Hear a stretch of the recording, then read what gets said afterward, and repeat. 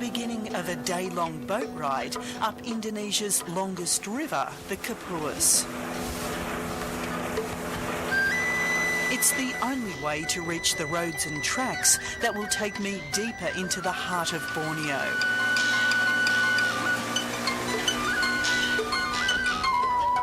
I've come to see what the impact of the decline of illegal logging and the rapid spread of oil palm plantations has had on the island of Borneo. A 2-week journey to some of the most remote parts of an island shared by 3 countries, Malaysia, Brunei and here in Indonesia.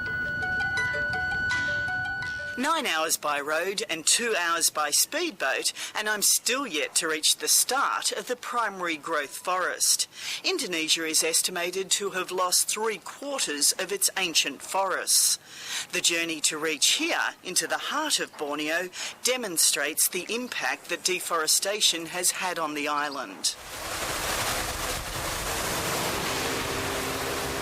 Once all of this was dense forest, but decades of logging and clearing have left little evidence of what was once here. Indonesia has cracked down on illegal logging in the face of strong international pressure. It's no longer on the scale it once was, but you don't have to go far to see that it's still taking place. Yuyun has spent years tracking the movement of illegally logged timber. In the past, it is normal. Timber come from the inside national parks to outside. Yeah. But I'm curious this legality of timber because there is no legal company surrounding this area. For as long as logging has provided people jobs, the river has been the way timber has been transported out. On these boats are river scavengers, collecting logs from the riverbank left behind after authorities moved to shut illegal logging down. But when these men can't find what they need, they take to the forests. Cari sendiri, tuh, tebang hutan sendiri. Ini terpaksa karena periuk dan perut. Maka sampai misal kalau ada yang terjual, misal sebatang 2 batang. Apalagi kalau kayak gini, ada digesek, ada bikin rumah.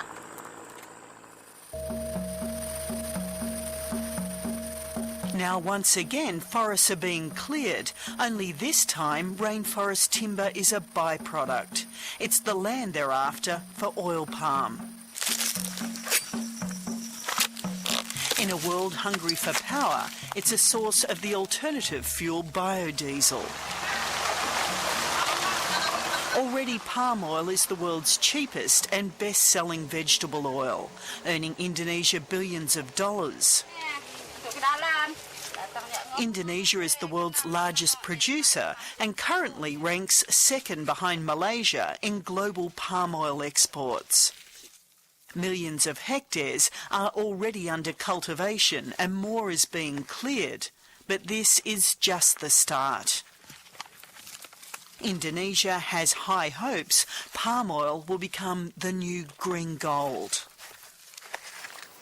Forestry Minister MS Kaban sees palm oil as having great potential. Dan sekarang pemerintah juga melakukan semacam usaha untuk diversifikasi di bidang bioenergi. Bioenergi salah satu diantaranya adalah biodiesel. The biodiesel ini resourcesnya adalah palm oil. Indonesia's plan is to become the #1 exporter of oil palm, is that right? Maybe. Maybe. Maybe. You would like to see... Maybe to be the #1.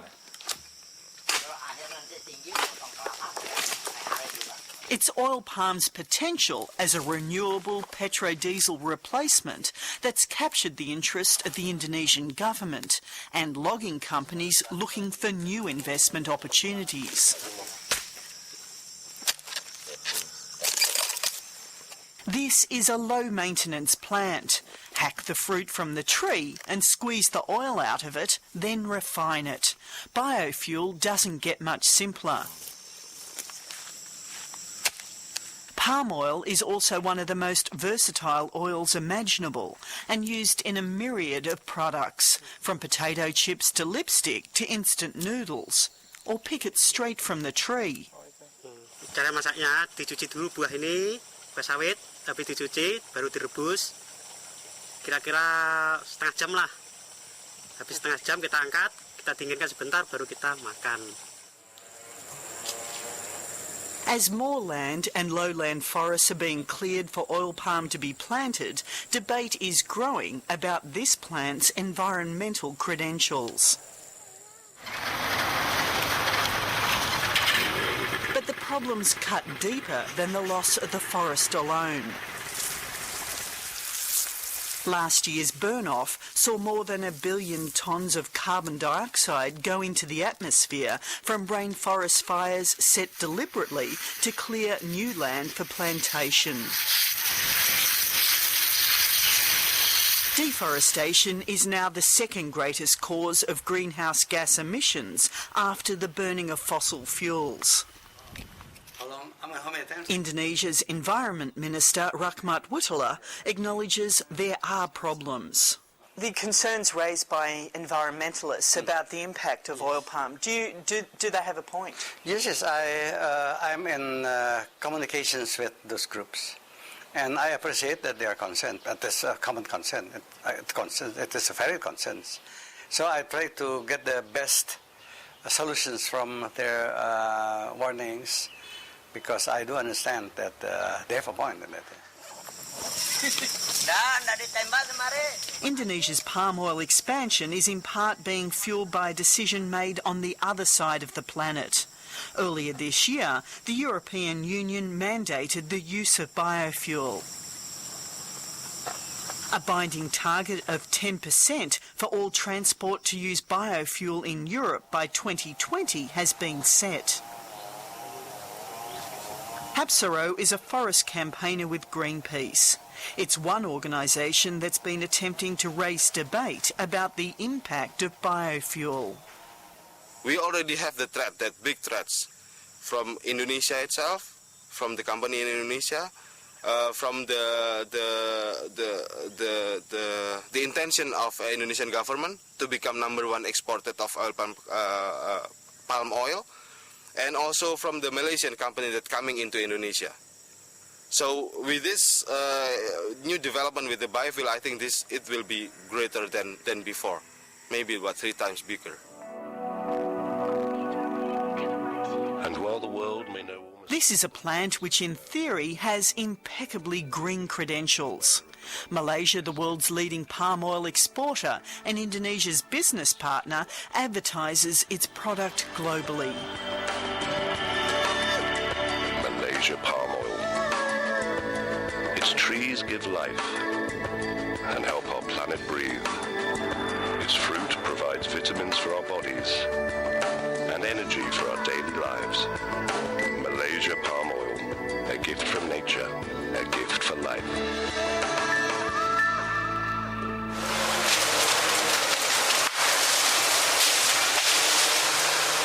But to grow this renewable product, forests are being laid flat. More than 3 million hectares have already been planted on the Indonesian side of Borneo alone. Since the beginning of this year, dozens of new deals to develop biofuel plantations have been signed, including one involving the Chinese state-owned offshore oil corporation, estimated to be worth approximately $6 billion. This plantation in Borneo's West Kalimantan province is expanding. Hapsoro is shocked to see clear felling on this scale. This is very bad. This is the area that it used to be a forest, a big forest before, in the West Kalimantan, and then locked for the reason for the timber, for taking timber, and then not finished yet, and now being finished, being cleared out, and then they convert it to become oil palm plantation. 8 8,000 hectares in this area alone are under cultivation. Now the adjoining forest is being razed for a further 2,000 hectares to be planted. Indonesia maintains it has carefully chosen areas for expansion. Forestry Minister MS Kaban says while national parks are out of bounds, forests it considers degraded by past logging are suitable for oil palm. Ya, Indonesia memang akan memperluas dan Indonesia telah menyediakan itu hampir 8 juta hektar itu di luar kawasan hutan. And that's new. But Hapsoro says approving the levelling of forests in areas which on paper are listed as degraded misses a key issue. Even though it's a secondary forest, still have chance to regrow, to regenerate, to become a big forest. Again, so it's what they call as a logged forest, but still have trees and still have capacity to regenerate, to become forest. But they just consider it as a bare land. Indonesia's Forestry Minister MS Kaban makes this point after seeing footage I filmed of this forest being cleared for oil palm to be planted. Nah, itu apakah dalam bentuk hutan hutan sekunder itu tidak masalah, yang penting dia sudah dikeluarkan dari kawasan hutan-hutan produksi itu. Nah, ini yang harus dipahami dan kami sangat mengawasi dari sektor kehutanan ini. Indonesia knows its forests are dwindling, but it's caught in a balancing act which pits today's economic survival against the future. And that's where being able to see the forest for its trees becomes a challenge. Indonesia's Environment Minister, Rahmat Wutala. That land is meant to be cleared land already, but it obviously isn't. As you'll see coming up, it's forest. I don't agree Forest with it. is being wiped out Right, but to plant trees. Yes, but these are not big forests. This could be those that are allowable by the standards of the Ministry of Forestry. But in an area at a time when forests are diminishing, to chop down more forests to plant oil palm, it just seems a little bit Well, I incongruous. beg, there's a slight difference in understanding. These are trees. They could well not be forests. Trees are trees, yes. Forest is big forest. If forest, if it's a certain diameter and a certain density, then I think it would fall into category as a protected area. Maybe. The changing state of the forests is a reality felt most keenly by the people of Lanjak, close to the Malaysian border. This riverside community is now in retreat, sinking back in time to the quiet backwater it once was before illegal loggers came to town. The village of Lanjak was once a major transit point for illegal timber. Throughout the border region, people are now looking for new ways to survive. In communities where the desire to continue logging remains strong, opponents of the introduction of wide-scale oil palm plantations are few. Ciprianos is one of many here caught between two worlds. Before the loggers came, he was a subsistence farmer who lived off the jungle. Then came the chance to earn cash working as a security guard for a timber baron. Now, with his income gone, once more he's returned to the forest for survival, this time as a rubber tapper. He's heard oil palm is coming and is keenly waiting to see what jobs or opportunities that will bring. Jangan harap kan noreh nih terus, beladang terus. Untuk anak kita nanti jadi apa? Anak cicit kita nanti kalau kerja kayak gini. Ini penghasilannya kadang-kadang ada, kadang-kadang tidak. There are many here who would also welcome back illegal loggers with open arms. Agus did well during the town's timber cutting heyday. Jadi kayu dari danau, dari mana, dari Kapuas, dia datang sini. Sampai di sini ya ikatannya sama orang yang punya tanah ini kan. Jadi hasilnya bukan hanya dimiliki oleh segelintir orang ataupun cukong kayunya aja. Jadi sampai di sini masing-masing ada pekerjaan. Ya, semua bagus lah. Semua ada istilah itu, ada mata pencaharian, semua punya daya beli. Nah, jadi semua itu dinikmati lah. Now with land needed to plant oil palm, he's heard rumours that logging may begin again. Many of the companies involved in logging are now heavily investing in oil palm. In the past year, the share price of Indonesia's largest palm oil producer, Astra Agro Lestari, has doubled in value. But whether it's palm oil or logging, Argus is ready and waiting. Kita pasti ikut. Rumours that loggers would be allowed back started around the time plans for a major plantation development were uncovered last year. It was to be the world's largest single plantation. 1.8 million hectares, much of it right in the middle of a rainforest between two national parks. Kelapa sawit ini kan tidak mungkin ditanam di atas bukit yang paling tinggi itu, tentu kan nanti di kaki-kaki bukit itu ya lokasi kelapa sawit semua kalau menurut perencanaannya itu. Unja is a traditional subsistence farmer who, like so many other villages around here, relies on food from the forest to survive. Jadi cara membersihkan ini, makannya ini kita membersihkan ini, kita buka gini, buang kulitnya gini. Setelah kita udah kecil-kecil kita cuci, itu baru dimasak. Masaknya itu kalau direbus tuh tidak enak. He's led local resistance against plans to expand oil palm in this part of the forest. Kalau dengan rencana pemerintah membuka perkebunan kelapa sawit besar-besaran, memang menurut kita di Desa Labian, khususnya Temonggon Labian, itu betul-betul ancaman yang lebih besar daripada illegal logging. Karena kalau udah kelapa sawit yang masuk, ya dengan sendirinya kayu yang kita mau pelihara tidak akan ada lagi. Cuma kelihatan cuma kelapa sawit. Jadi dengan demikian, karena kita pun memang dari awal kita memang udah bertekad, ya seupaya kita itu mempertahankan daerah kita. The proposal was dropped after it was discovered that much of the land chosen was too steep and too elevated. The government now says it wants international help to reforest this area.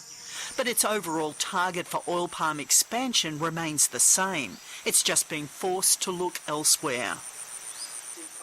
Indonesia's Environment Minister is prepared to admit he does have some concerns about the impact of oil palm. Well, I accept that we should not go overboard in replacing natural or indigenous woods, forests for plantations, because one is they can harbor the biodiversity, the other yields only money. In this case, if it's a money game, indigenous forests, biodiversity, and the future of forests within the context of global change, if it is even more valuable, important than exports of palm oil, which at this moment we have quite a substantial bit. But he says there are other issues at stake. The gracious chance is giving alternative employment to those who live off the forests, and in a very bad way, who live off the previous way of illegal logging. So we have to give them alternative ways of getting their living. Without alternative ways of getting their living, there will be little to stop trees being chopped down to feed the demand for biofuel. The complexity of how to provide jobs and protect the forest is heightened the deeper you travel into the centre of Borneo. Since the illegal loggers pulled out, roads here have crumbled. There's no money to repair them. I'm told this journey could take 5 hours or 5 days. It all depends on the weather and good luck. The big logging operations may have stopped, but trees are still being cut down. This two-person illegal logging team has not been long at this site. Itu, soalnya anak bapak cundungnya bagus tumbang di situ gitu, kayak itu. But two men armed with chainsaws can make light work of the forest.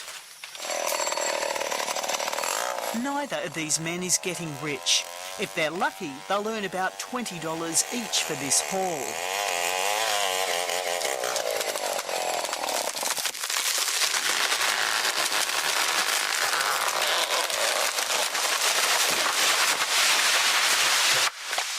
But their reality is that this is the only work to be had.